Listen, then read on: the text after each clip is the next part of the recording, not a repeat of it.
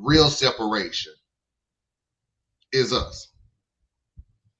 Latinos, blacks, Asians, LGBT community. We're separating that Asian community. I'm getting to a point. You'll understand what I'm saying in a second. And what I mean by that is because the enemy is the same.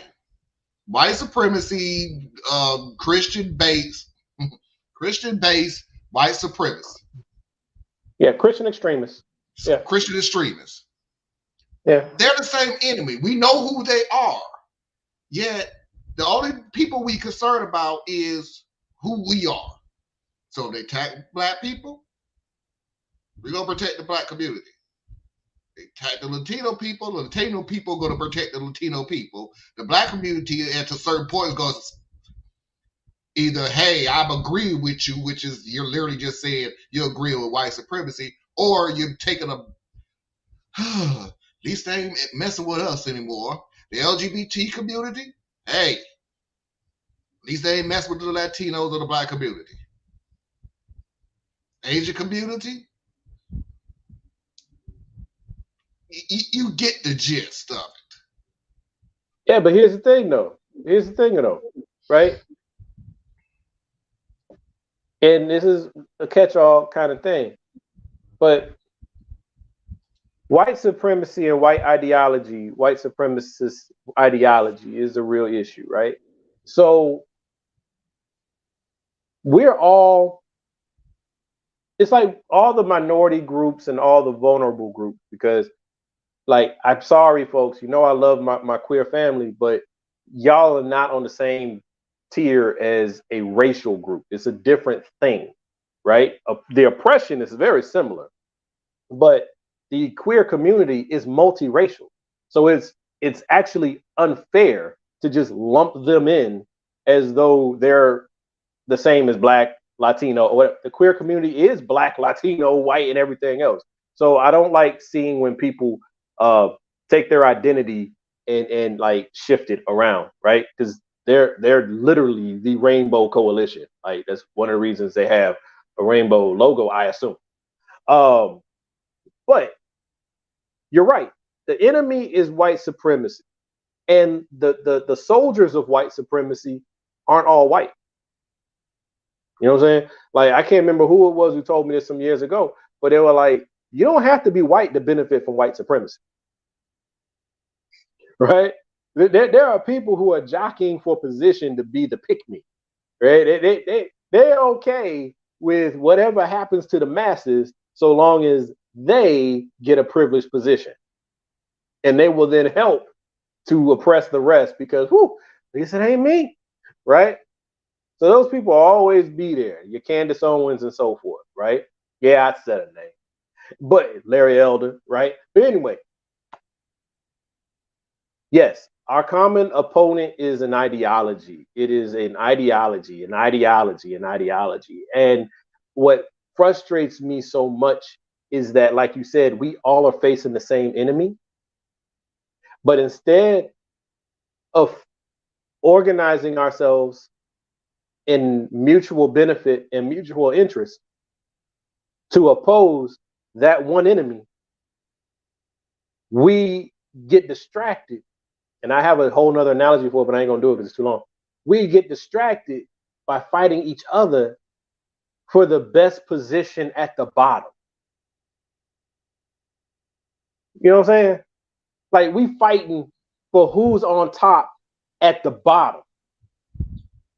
You fighting. You mad at trans people? Trans people ain't did nothing to you. They ain't did nothing to you. All trans people want to do is live.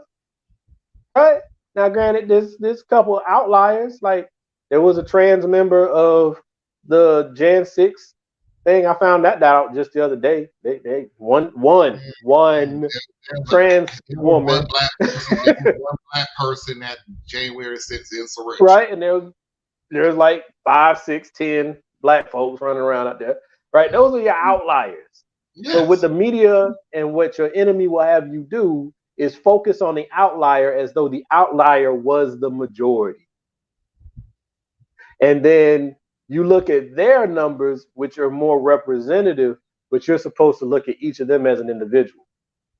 That's the trick that white supremacy will do to you. That's the trick that centering whiteness will do to you.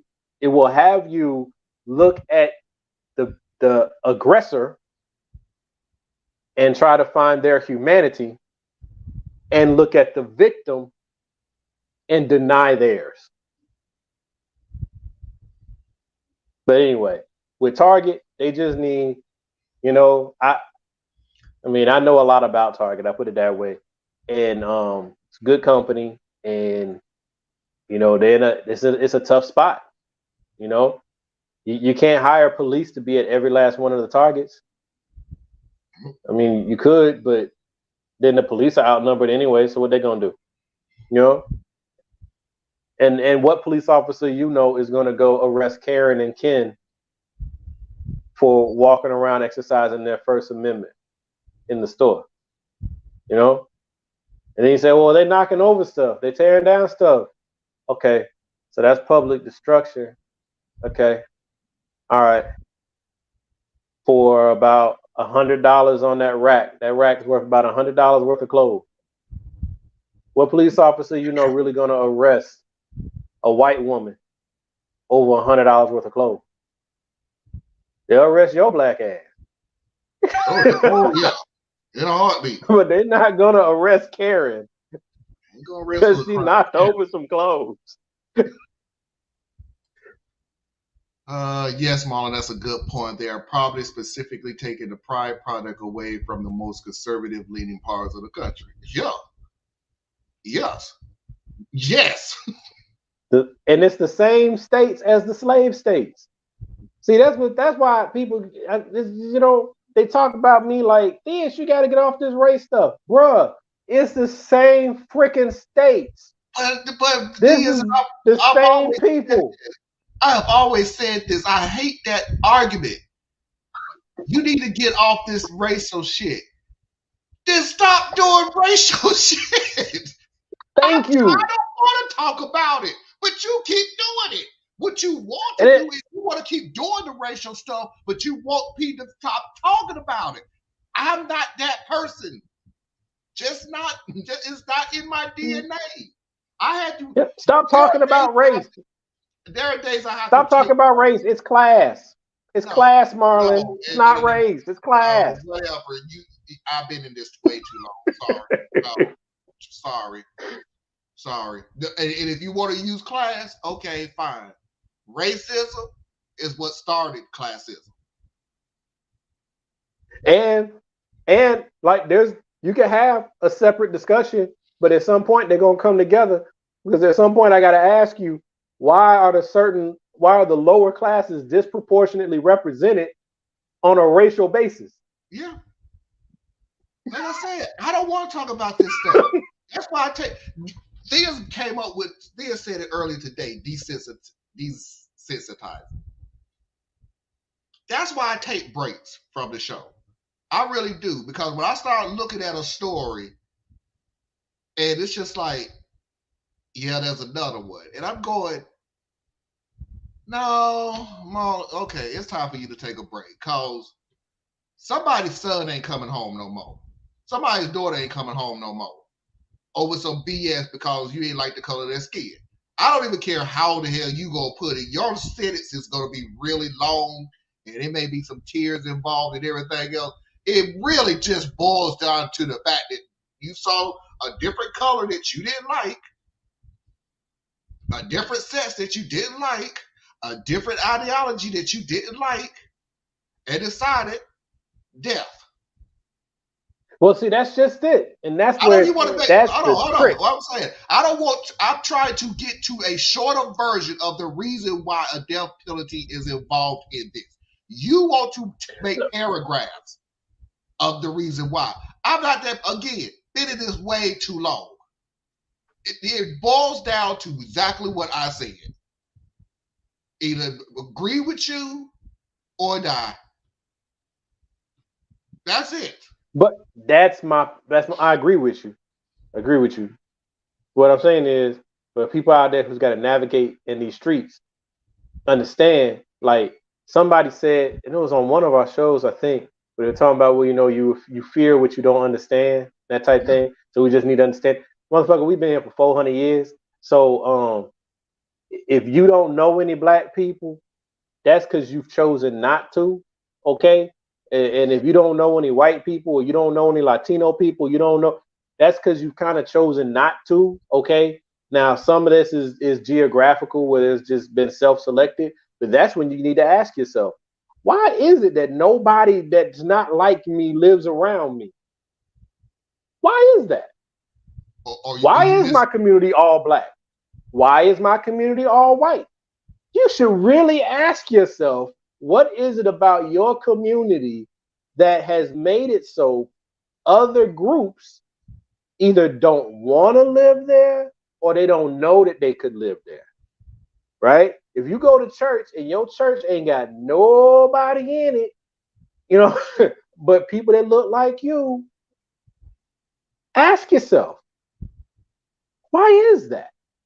And then if you're in a church, and I'm sorry to pick on my immigrant family, because I love you guys, but stop, white people, stop acting like knowing somebody from Africa is the same as knowing an American black person.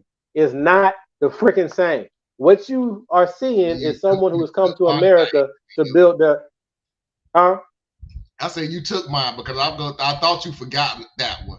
That you just because you waved at the black janitor, saying, just like because you waved to the black janitor and said hello doesn't mean you can go to the bar and go, I'm not racist. I have a black friend. Exactly. You got to be conscious of tokenism. Okay, if you don't know that person for real, then you can't sit there and act like you got black friends. No, you have a black associate. You have a black acquaintance. You have, what I'm saying? You saw a black person. Do you know them? Name. Right? And what the point I was making though is a black immigrant is not the same as an American descendant of slavery. It's just not. We are related. We are one big diaspora family. We carry different baggage. So what I have witnessed is people will gravitate to the immigrant black person because that person's not coming to America with American baggage. That person's not going to engage with you about slavery, Jim Crow, or racial oppression. Not going to do it because that's not their story. But I bet you didn't bother. 9 times out of 10, you did not bother to ask that person about their personal story. What brought them here? What they experienced back home? But you want to come to me and be like, but I got black friends. Shut the hell up.